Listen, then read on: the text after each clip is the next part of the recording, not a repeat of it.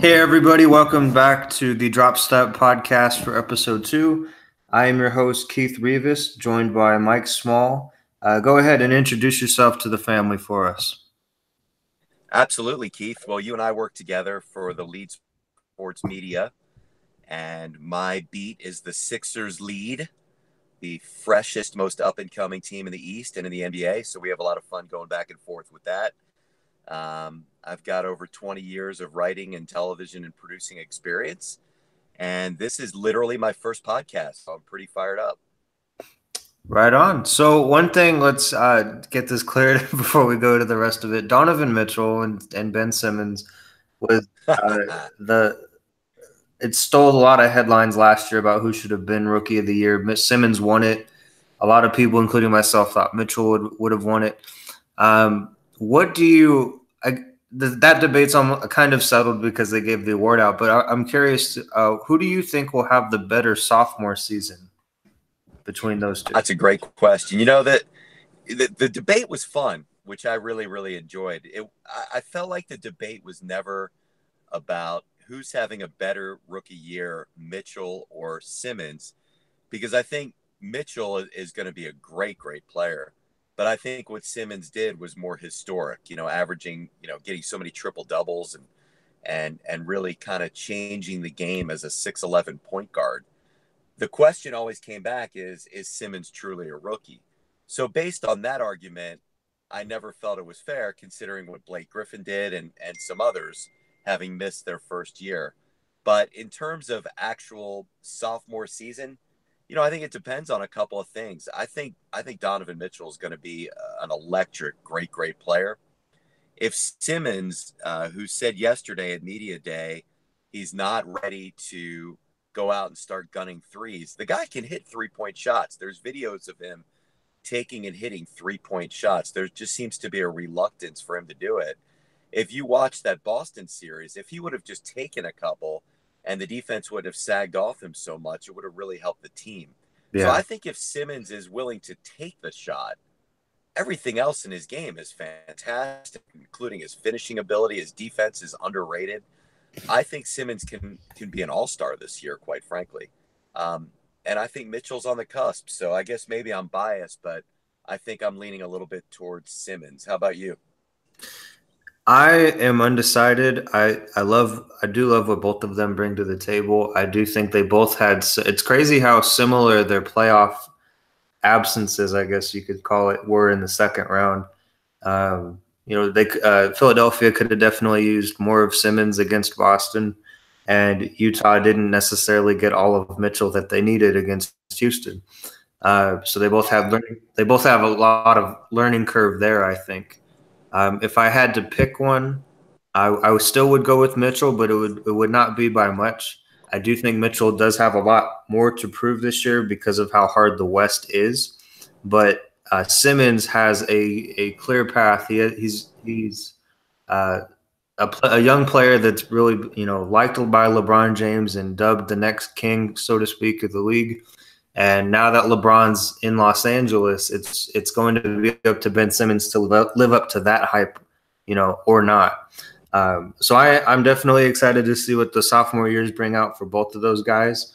But next question being, who stands out to you this year as a potential Rookie of the Year front runner, in your opinion?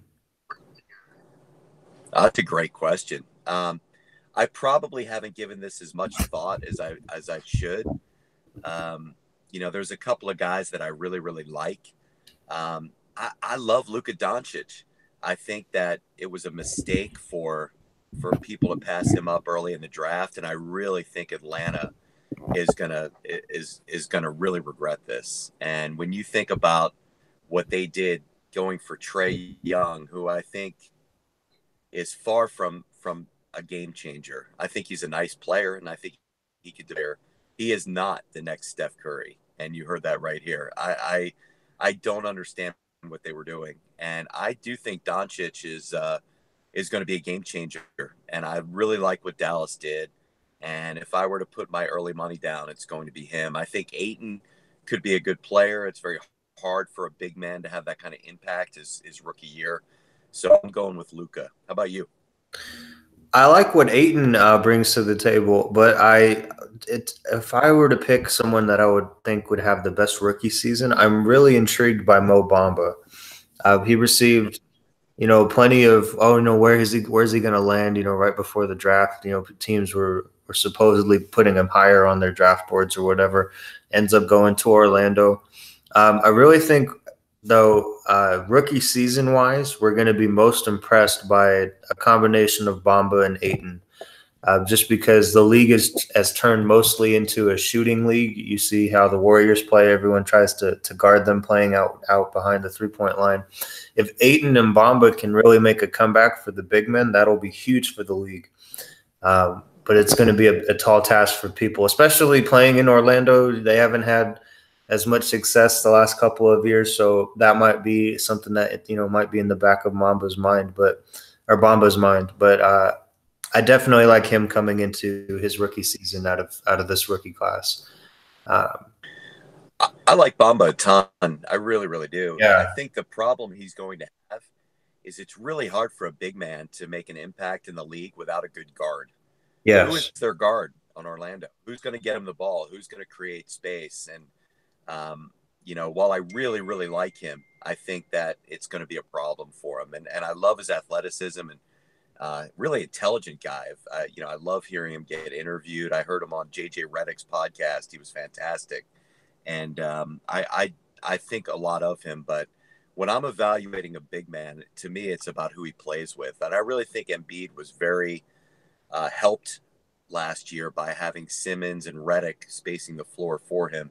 I don't see anyone doing that in Orlando. I would agree. There's not as much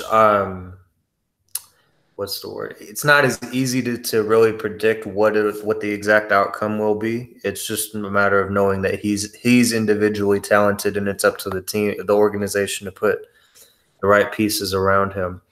But with actually that kind of same train of thought, I do want to ask you, since your beat is the Sixers, what do you think is the biggest flaw in Philadelphia that they need to work on heading into this season? Everything that you saw in the Boston series is pretty much exactly what you would expect. I think that what you saw was a team in Boston that had multiple defensive pieces that they could run out there and create a dynamic type of a defense against a Sixer offense that honestly became a little bit limited when Boston sagged off of Ben Simmons. And I think that really, really hurt them. And what also hurt Philadelphia in that series was not being able to guard the wing on defense. Jason Tatum had a field day. Terry Rozier had a field day. I really think one of the most underrated moves of the offseason was Philadelphia picking up Wilson Chandler. He can guard the three. He's a professional. And I think two things that have come out in the offseason, the one really exciting one for Philadelphia is Markelle Fultz might be the player that they drafted. His shot looks much improved, and more importantly, it looks like he's going to be willing to take it.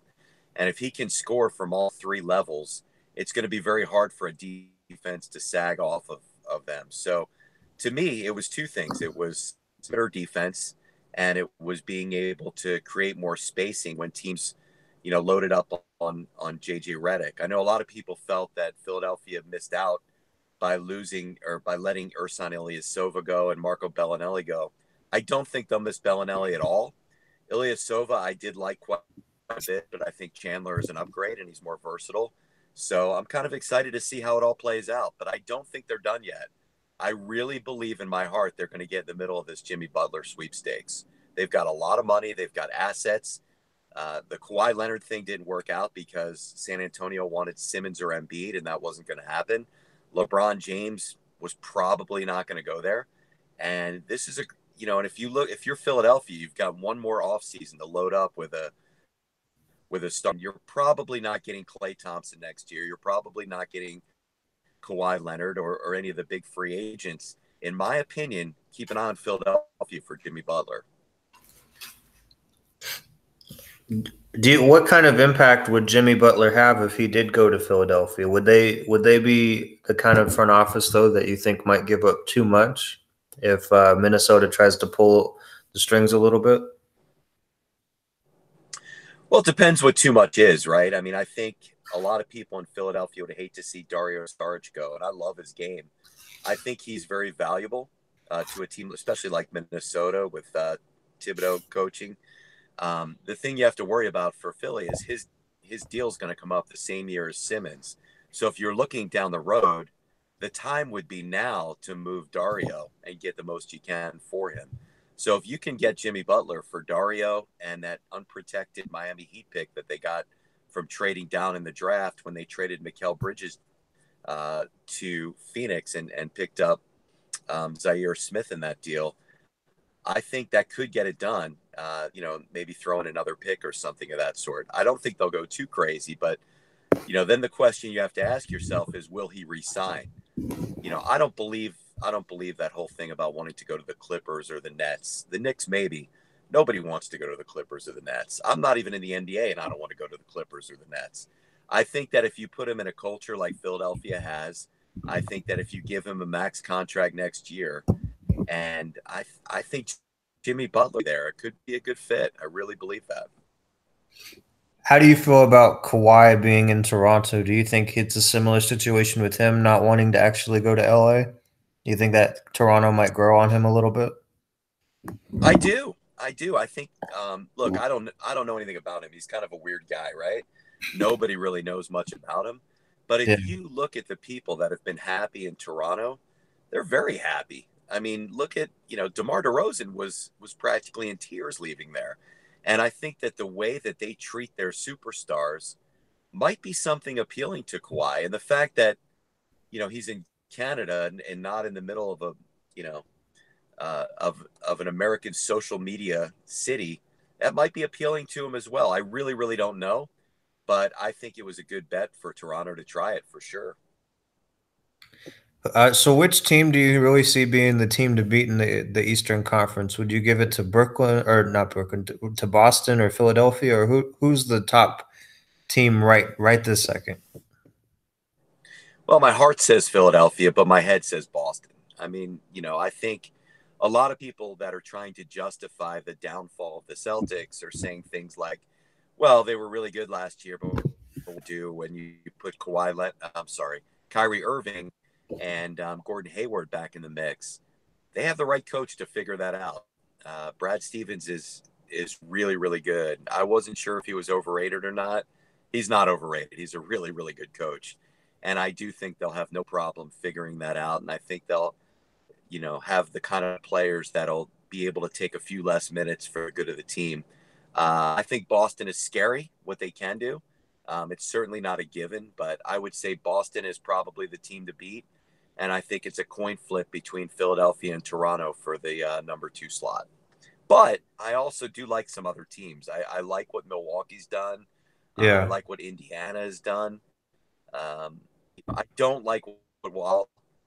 So I would say there's about 5 or 6 teams in the mix. Who would you say would be a team that you think is overhyped in the East?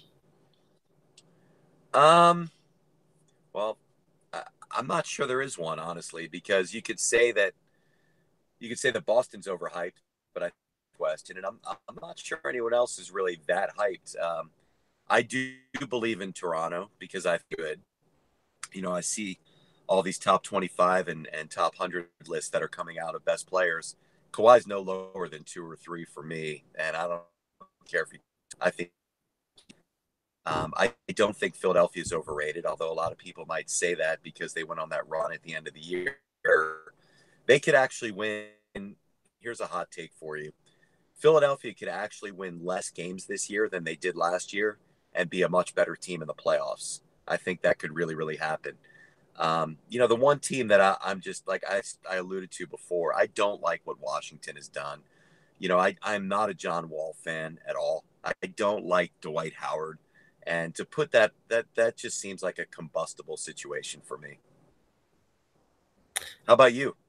What do you think? I know that you're more of a Conference guy, but what are your thoughts about the East? I like Indiana more than I think most people outside of Indiana like Indiana.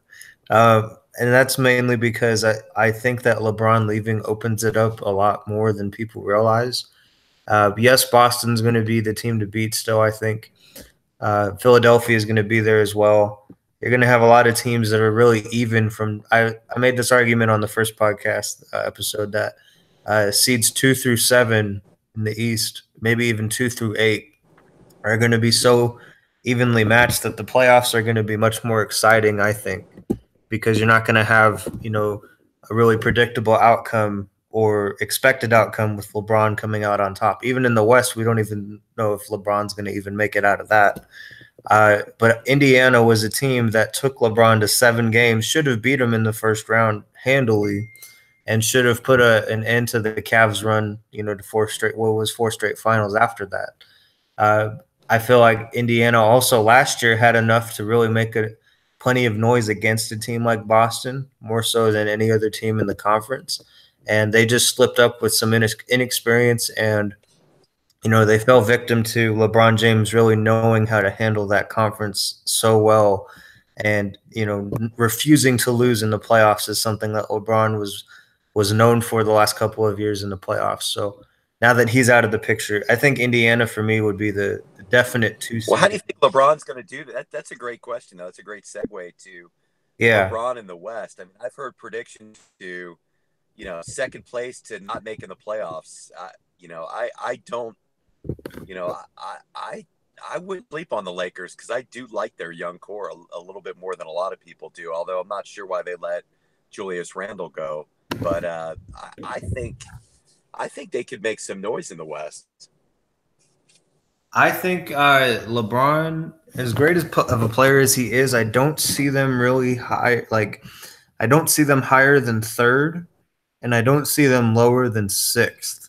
My heart wants to say they'll probably end up in the fifth or fourth seed, but ceiling being the third seed, because I do think that they are going to have a lot of chemistry issues, even with LeBron being as good as he is.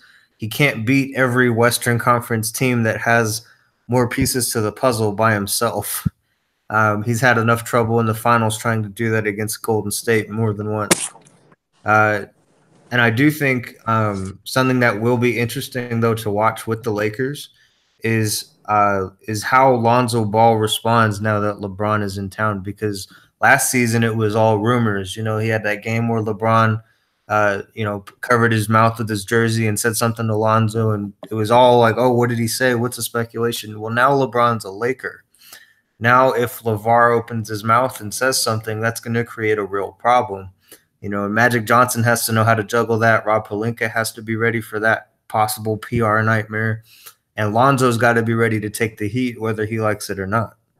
And that's something I don't know if Lonzo's ready to do. So that to me is a huge X factor for them. The one positive about that is yeah. What's the one voice we haven't heard from all summer? Haven't heard a lot from the Ball family. Exactly. I think that's kind of a big deal. I think that out a way to shut up Lonzo's daddy bodes very, very well for Lonzo's future. I would have thought that LeVar would have talked more once the Lakers signed him. That's what I was expecting, because he even ran his mouth last year when there were rumors about LeBron actually coming to LA, saying that, oh, yeah, like, I know LeBron's coming, but also twisting it in a way where it was like Lonzo was going to teach LeBron something that LeBron wasn't already aware of in basketball. And it's just like those kind of things can be really damaging.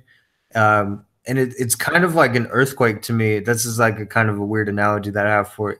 You're expecting it, but it hasn't really happened yet. There's this weird delay. But once it happens, say the Lakers end up, to some great start, and then eventually LeVar opens his mouth and says something stupid.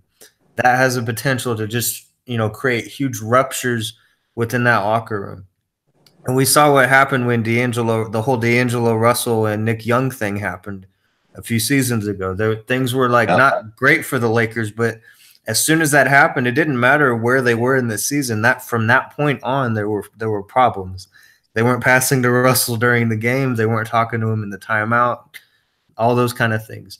And Lonzo's the kind of player where if you start doing that to Lonzo, the noise from the sideline is only going to get louder. And then you're going to get in a pickle where the Lakers are going to be between a rock and a hard place, and they're going to go, well, we don't really want to get rid of you because we're not going to get what we need in return.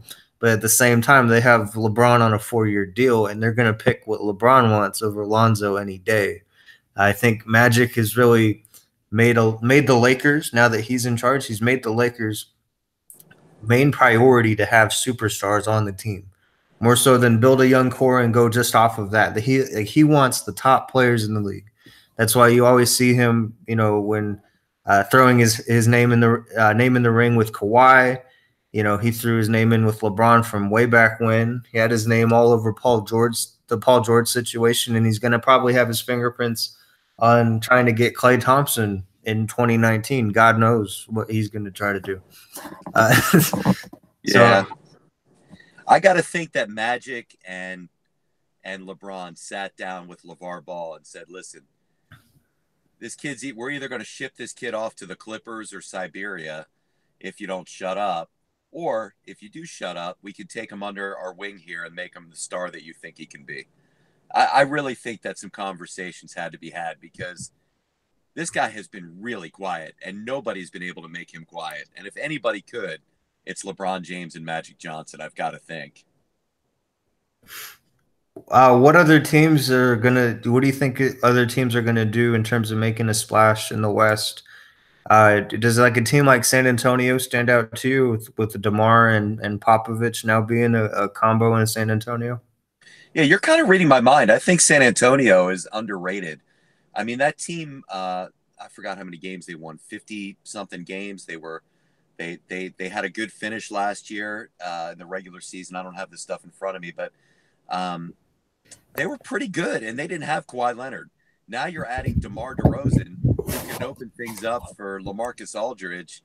I really like San Antonio. I think that I'm not going to say that they're going to win the conference, but I like them to possibly finish in the top 3 or 4. I am not excited about Houston. I think if I'm going to pick a downfall of a team, it's Houston. I never liked D'Antoni.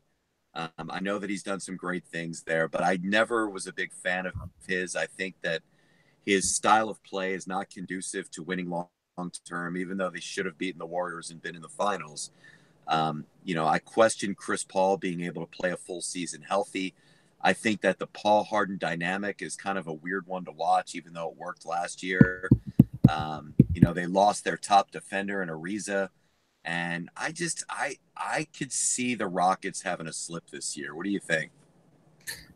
I think they'll slip. I don't think they'll necessarily slip in the regular season, but I think you're going to see a weaker team in the playoffs for sure. That's why I'm so high on what the Jazz have this season, because they're the team that in the Western Conference that was in the mix last year in the second round that literally did not make a major change to their roster. They brought back Favors, they brought back Neto, they brought back a lot of players that you would think, well, maybe they'll let them go or try and do like a sign and trade kind of thing to mix it up a little bit and see what they can do. And they literally did none of that. So I think staying consistent was huge for the Jazz, because last season what cost Utah was the fact that Houston, they had chemistry for the moment, and they had enough momentum to get into the third round. Chris Paul was not going to let that opportunity go by him, and James Harden is a good enough player to get it done. But now you have Carmelo Anthony on the Rockets, and I don't understand how people don't see that being a problem in the playoffs, because it's exactly what happened to Oklahoma City. I think the Thunder are another team that are going to improve this season because of the fact that they unloaded Carmelo. Russell Westbrook plays better with less stars around him, which is weird, but it's true. The more superstars you put around Russ, the worse the team usually is in the clutch moments, because it's like, who's going to take the last shot? Who's going to defend this final trip down the floor from the other team, or whatever it might be. Now it's like Carmelo's just kind of sagging baggage for the Rockets, because they think that somehow the banana boat, or half of the banana boat squad, is going to do something. I think honestly he's going to get on Harden's nerves. I think that's really where the root of Houston's problems are going to be, is issues between Anthony and Harden, and you take too many shots or you don't pass the ball enough. And if you look at how Carmelo plays and how Harden plays, both of them are going to always need the ball. And to try and play Carmelo off of the bench is also not going to go very well chemistry wise either. That was kind of floated when he did the media day in Oklahoma City last season. Like, oh, are you going to come off the bench? And he took it as like an insult. So I don't know how all of this circus in Houston is really going to work out. It took forever to sign Clint Capella, which means he really thought about if it was worth staying in Houston. And you overpaid Chris Paul. Yep. I agree with pretty much everything you ever said, and that's really never happened with the two of us. And I have to say that I think that I really agree with you about Carmelo Anthony. I think he is a cancer in a locker room from everything I've heard. He's not one of those guys who's accepted his age and his role gracefully. If he were, right. If he were able to look himself in the mirror and say, okay, look, I'm in my 30s now. I'm not the same guy that I was coming out of Syracuse. I'm not the same electric player that I was in Denver. I can help a team with some electric offense off the bench. Maybe I could try to defend for a little bit, but I'm only going to be able to play about 18, 20 minutes a game. If he could look himself in the mirror and do that, he would be really valuable. There's no chance in hell that he will ever do that. He's too arrogant. He's too cocky. And you're right. I believe it's going to lead to a lot of chemistry problems on that team. And it's interesting about Oklahoma City. I wonder what the dynamic is going to be with Russ and PG now that Russ doesn't need to spend a year selling Paul George on sticking around. Now that he's stuck around, I wonder if that influences Russ to be kind of a little bit more Russ, where he can be a little bit more selfish and things of that sort. I really think he was on his best behavior last year to try to woo Paul into sticking around. And now that he did, I think that's something interesting to keep an eye on. I also am curious how DeMarcus Cousins isn't considered a problem in Golden State. When in Sacramento and New Orleans, there was always drama. It wasn't always necessarily him talking, or him making a ruckus specifically, but there was always drama. Sacramento, when he wanted out, he threw a fit. New Orleans was always kind of a question mark.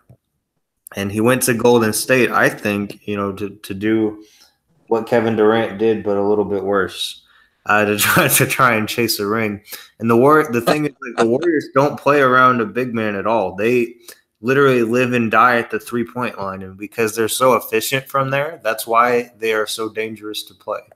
Now you're going to have a starting center who is all-star worthy, right? And if he's not getting enough touches, what do you think he's going to do? Like, you can tell if someone has a history of that and they haven't changed that at all about them, that's what they're going to do. And I don't think the Warriors are really. What's great about that, though, is two things. One, the Warriors' chemistry in their locker room and Steve Kerr and the strength of their leadership probably won't take that from him. And if they have to, it's not much of a cap hit to just cut him. I think he just signed for a couple $1 million.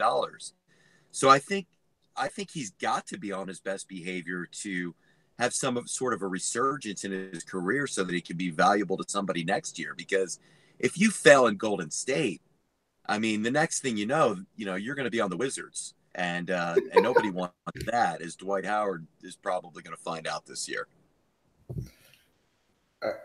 Do you really think that Howard's going to fall off a bigger cliff in Washington? I hate that locker room.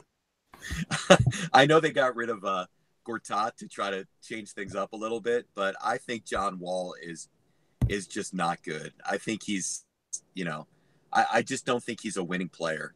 And, I think there's some talent with Oubre and Bradley Beal. But I just think that is just a combustible situation just waiting to happen with Dwight Howard. That guy is just a sulky guy who doesn't care about winning. And he is just not – he's just not going to be fun to be around. And I don't think they have the locker room that can make up for it. I am just sitting back waiting for that thing to explode. If I could be wrong, but I just feel like that is a team that's going to get Scott Brooks fired, and that thing's going to be a mess all year long. So a team that I always compare to the Wizards that I see a lot of similarities in is Portland, on the Western Conference side of things. I'm curious what your thoughts are because there was rumors that they were going to blow up their backcourt after getting swept by the Pelicans in the playoffs.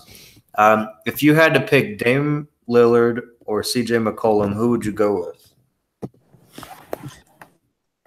Well, I think Dame's a little younger, right? And I think he's probably a better player. I love CJ as a person.